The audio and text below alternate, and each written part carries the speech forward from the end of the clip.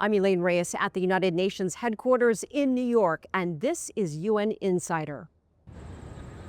Coming up, selecting the next Secretary General.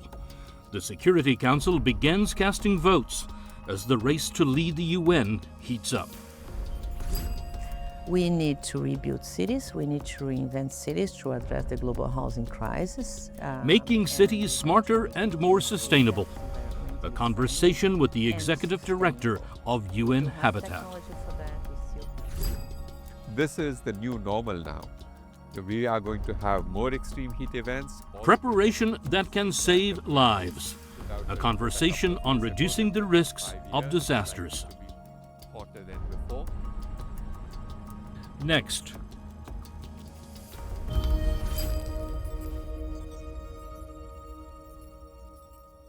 A new candidate has entered the race to become the UN's 10th Secretary General. Olara Otunu hails from Uganda and was nominated by his home country. He's a former UN Undersecretary General. The 6 other candidates for the job recently laid out their visions for the role during a town hall-style debate. Mitch McCann has the details.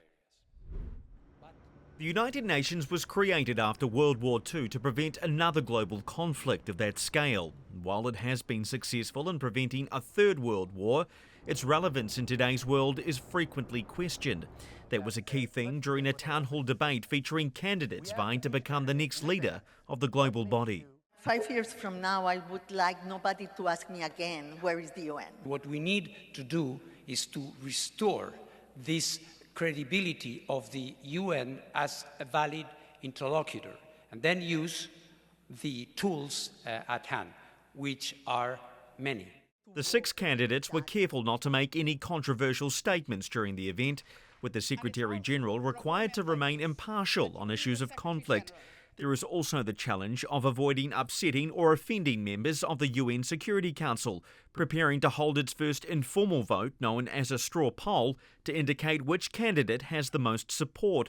The 6 candidates had already faced hours of intense questioning from member states ahead of the town hall.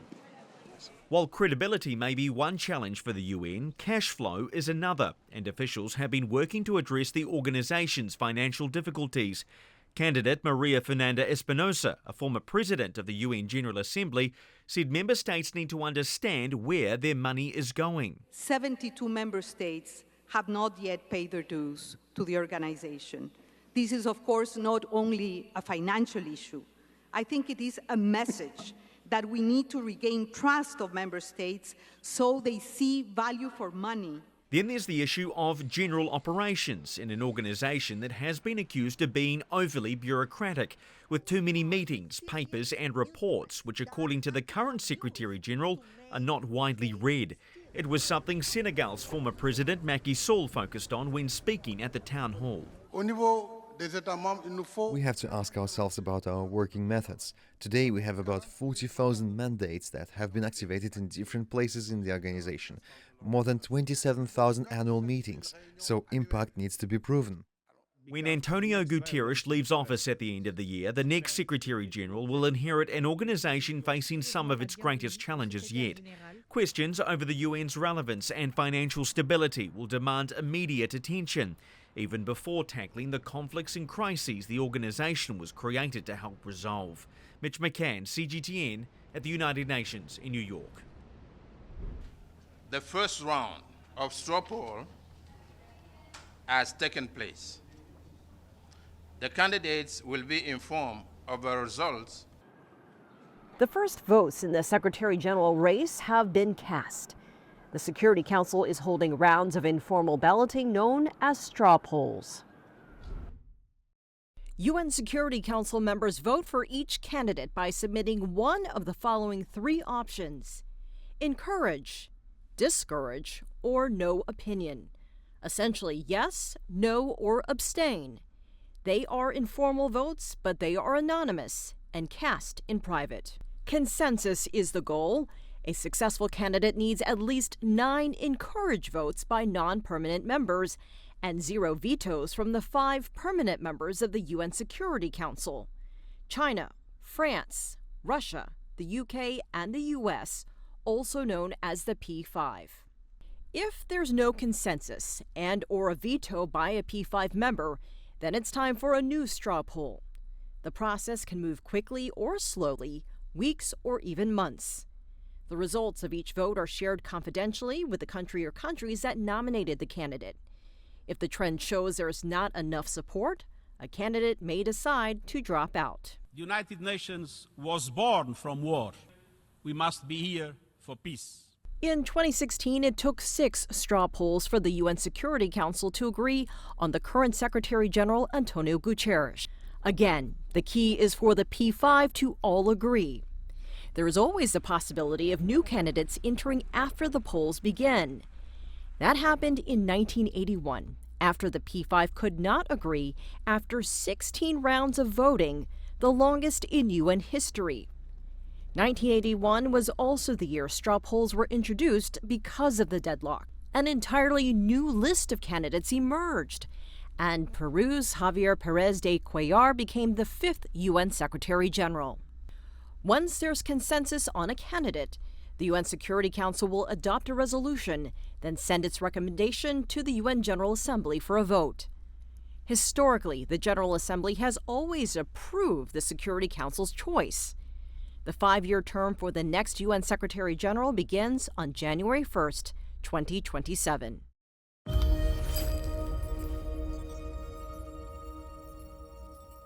Let's take a look at some of the other issues on the UN's agenda. The epidemic is worsening an already difficult humanitarian situation in eastern DRC. We see a worsening of the food security situation. The availability of medical services is being degraded by the epidemic, and across the board, the challenges are greater. UN officials are calling for increased efforts to fight the Ebola outbreak in the Democratic Republic of the Congo.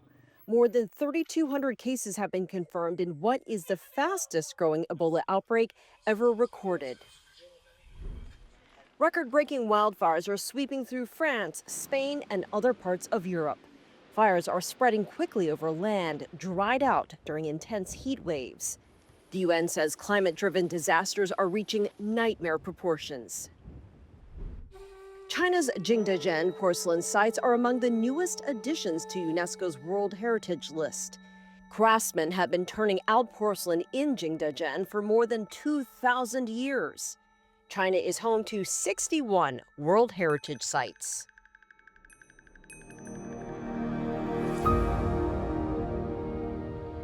Coming up. Cities are fundamental for the accomplishment of all SDGs. UN Insider.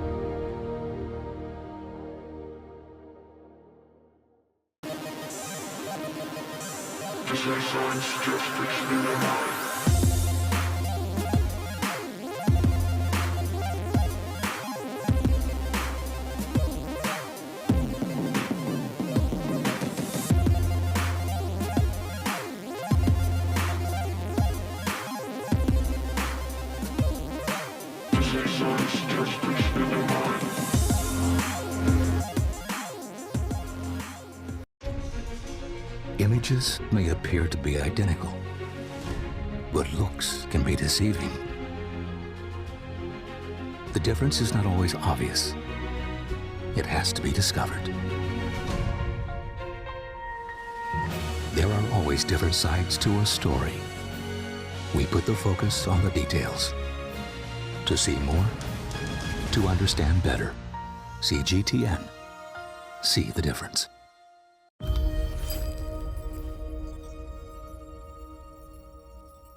The UN recently took stock of the progress of the Sustainable Development Goals. Representatives from around the world attended the annual high-level political forum for the SDGs. This year, the event highlights 5 of the 17 goals: SDG 6, clean water; SDG 7, clean energy; SDG 9, industry, innovation, and infrastructure; SDG 11, sustainable cities; and SDG 17, partnership for the goals. Overall, 36% of SDG targets are on track or making progress, but nearly half are advancing too slowly. We can say two things with confidence: that the Sustainable Development Agenda, its 17 goals, work. They are delivering for people, just not fast enough, not evenly and more inclusively, and there are a huge risk of reversals. The UN's Economic and Social Council, or ECOSOC, hosts a high-level political forum on the SDGs. Every July, ECOSOC elects a new president. Let's hear from the newly elected leader for the 2026-2027 session. This is a critical juncture. We must take full use of all tools at our disposal to put the SDGs back on track. This will require genuine multilateralism and also a stronger international cooperation and solidarity. Sustainable Cities is SDG 11. It was one of the goals in the spotlight during this year's high-level political forum on the SDGs. It is also one of the core issues for UN Habitat. The agency works towards smarter, sustainable urbanization. I sat down with Ana Claudia Rosbach, Executive Director of UN Habitat. Executive Director Rosbach, thank you for joining us. Thank you so much for the opportunity. We know that UN Habitat recently released its latest SDG 11 report. What would you say is the headline message? Are we making progress on sustainable cities, or are we falling behind? Yeah, both. We are making progress in many areas, we have to admit, and we have illustration of this progress on the report, but we still have many challenges and we're still lacking behind in important areas, yeah. This year's high-level political forum theme is transformative, equitable, innovative, and coordinated action. Why are these ideas so important for cities, especially right now? Well, everything happens in cities, right? At the end of the day. So cities are fundamental for the accomplishment of all SDGs. If we think housing, for example, right, where houses are located, if they're closer to jobs, if they're closer to health facilities, to schools, if there's urban transportation, I'm talking now about the indicators of the SDGs, if we have air quality, if we have public spaces, right, adequate waste management, this all will contribute to the challenges that we have in terms of education, in terms of employment, in terms of health, in terms of economic development, right? So through urban planning, through housing, through improving the quality of life of people in the different communities, and SDG 11 is about cities and communities, we can promote this convergence of the different sectors, right? But it's of course critical that that is done at the local level, because at the local level, communities can come together, and we see that more and more you have local and regional governments, authorities being very creative, being very innovative, and finding solutions. So also to feed into the national level decisions in terms of where the money should go, in terms of what are the priority policies, you know, this territorial kind of approach is very important. And we're also now at the midpoint for implementing the new urban agenda. And so for people hearing about this for the first time, what exactly is the new urban agenda and why does it matter? So the new urban agenda gives us principles on how we should plan cities, how we should design national urban policies. For example, it talks about multi-level governance and participation, that we need to have action on the ground. As I was mentioning, the role of the local governments is very, very important, and the local communities.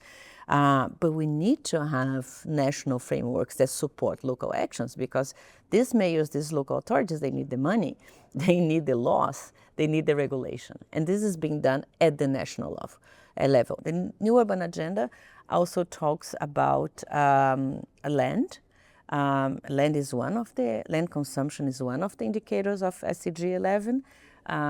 It recognizes that land has, beyond, of course, the economic value that everybody is aware of, has a social and ecological function. And this is one area where we progressed in terms of SDG 11. We are kind of now more balanced in terms of population growth and land consumption, but there's still a gap. So we are still consuming unnecessarily land. This has an impact in food security. This has an impact in the environment. The New Urban Agenda talks about the informal settlements. That is very important that we recognize them, we map them, we design policies, and we embed them into urban planning. And the other aspect is the New Urban Agenda brought housing to the center, right? And this is one of the main challenges that we are facing now after 10 years. And it's very clear on the report that addressing housing vis-a-vis the current housing crisis, the affordability crisis that we are facing, the fact that we have 3 billion people living in inadequate housing and 1 billion living in informal settlements, it demonstrates that A, we haven't achieved what the New Urban Agenda put at the center as a priority, and B, that we really need to look ahead for the next 10 years and treat these areas with the urgency that they have, because this is almost a humanitarian crisis.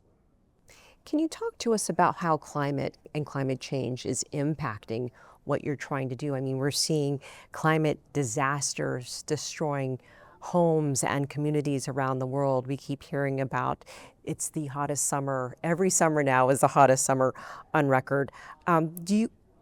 Is the global housing system prepared for the realities of climate change? Not yet, and this is an additional challenge that is now more intense compared to 10 years ago when we approved the New Urban Agenda.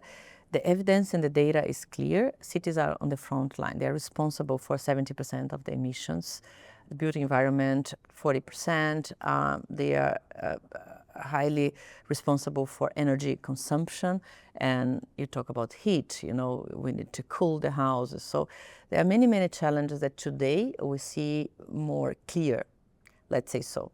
So, and informal settlements, they are the ones that are first affected by the disasters. If you have a flooding, if you have a landslide, right, or earthquake, they are the first affected. In terms of heatings, we have data that first of all, comparing the heat in cities vis-a-vis rural areas, cities are hotter than rural areas, and then within the cities, there is a big, there's injustice, because informal settlements, Rio, for example, we're talking about in Brazil, in the slums, the temperature can be 8 degrees Celsius higher than in the rest of the city. So you have the social, spatial injustice that are happening in cities. So we have to overcome and we have to be aware of that. So we need to rebuild cities, we need to reinvent cities to address the global housing crisis, and we have to make it in a way that is environmentally friendly and sustainable. We do have technology for that. We still have to close the gap between affordability and sustainability. Sometimes the entry point is more expensive, but the maintenance is okay. We have to be very mindful about the materials that we use, the location. We cannot, I spoke before about land consumption, we cannot keep the sprawling rhythm that we had in the past. We have to contain cities, and therefore we have to look at balanced densification. We have to go up, but in a way that is balanced, in a way that is also enabling, the expansion of green and blue water surfaces in cities, because these are all nature-based solutions, let's say, so that helps us to address the climate challenge that we face. Executive Director Rosbach, thank you for joining us. Thank you. Thank you so much. UN Insider.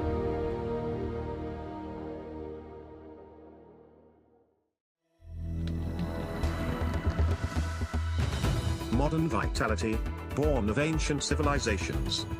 Asia exemplifies diversity in its best sense and welcomes changes at the fastest pace. Asia Today brings you the headlines from the most populous continent, puts in focus politics, economies, and faces, and takes you on a tour of the sights from the region and beyond.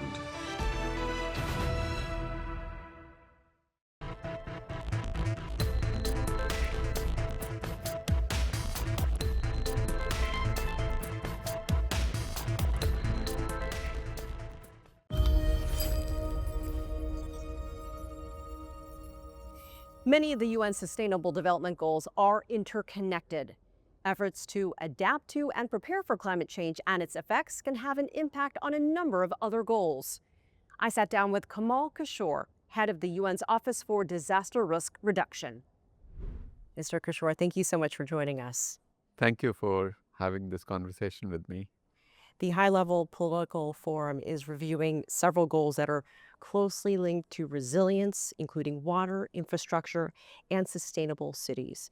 Why is disaster risk reduction key to achieving the Sustainable Development Goals? The 4 goals that you just mentioned, the one on water, the one on energy, the one on infrastructure, the one on cities, they are absolutely critical for disaster risk reduction. And I would make a case that the linkage is both ways.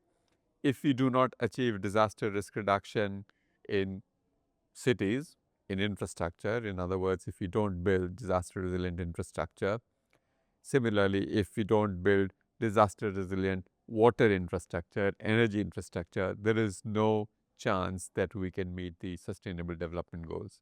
On the other hand, unless we systematically invest in Sustainable Development Goals, it is very difficult to achieve disaster risk reduction targets. So the linkage between the 4 SDGs that you just mentioned and disaster risk reduction is absolutely key. When we see the headlines, we're seeing record heat, we're seeing flooding, wildfires and storms. Are we entering a new era of disaster risk? See, in terms of the frequency and intensity of hazard events, this year's extreme heat events all across the world, not just in Asia or in Africa, but also in Europe, have been really intense. Here in North America also have been very intense. But whether these extreme events should lead to high level of losses, we still have time. We have time to adapt to this new reality. This is the new normal now. We are going to have more extreme heat events. All the projections are saying that. WMO put out a report a couple of years ago that the next 5 years are likely to be hotter than before. So we really have to now adapt to this and build our resilience to these extreme events. So how do we build our cities, build our infrastructure in a way that it is able to withstand the hazards of the future? So that's really the challenge. But what I want to say is that we don't have to be defeatist about it. We know the solutions. There is a lot of innovation happening. There is a lot of momentum. We just have to stay the course, and we will be able to adapt to this and reduce the disruptions, reduce losses to a large extent. You've said that there are no natural disasters and that disasters are inevitable.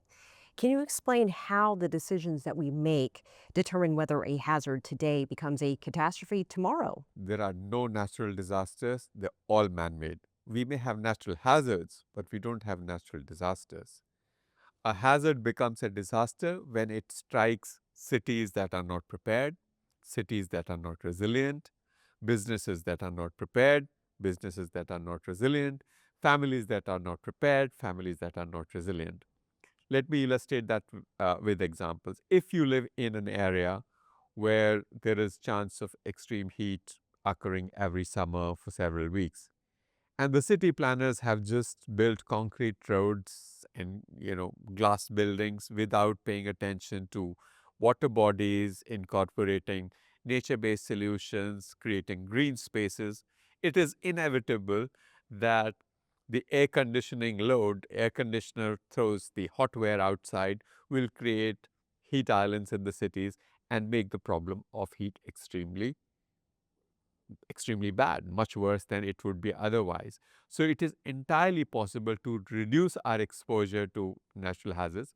Where we cannot reduce our exposure to natural hazards, we reduce our vulnerability to those hazards.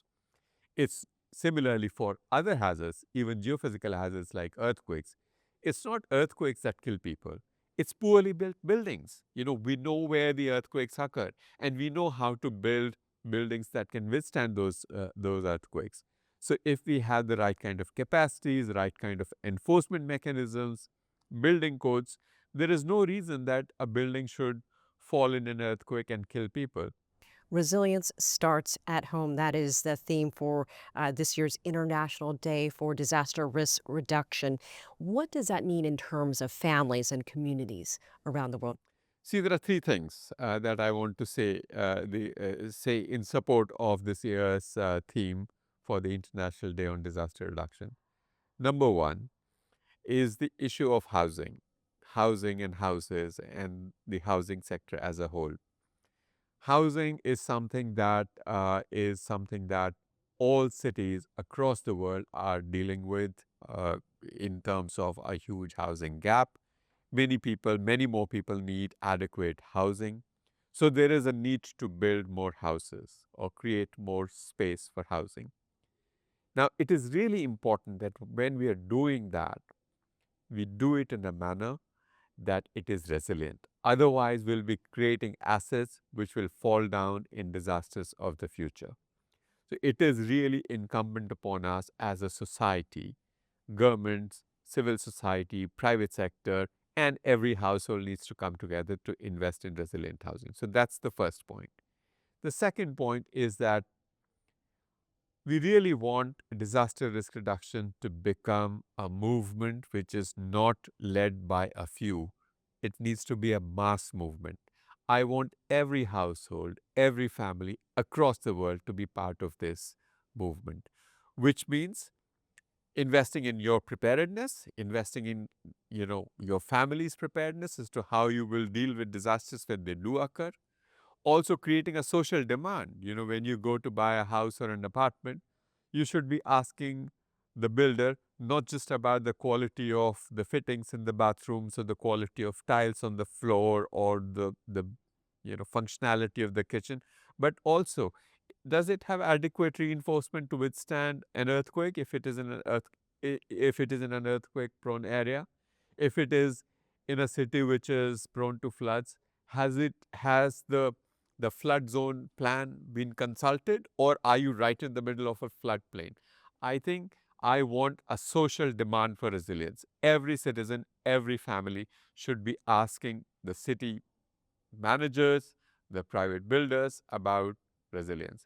And the third thing is that disasters continue to happen, and more than 50% of losses in monetary terms are in the housing sector. How are we going to rebuild these houses in a way that they can withstand future disasters? How do we build back better? So I think if we do these three things, build back better, invest in resilient housing, create a social demand, take everyone along, then we would really be building the foundations of a resilient society. Mr. Kamal Kishore, thank you for joining us. You're welcome. I'm Elaine Reyes at UN headquarters in New York. Thanks for being a UN Insider.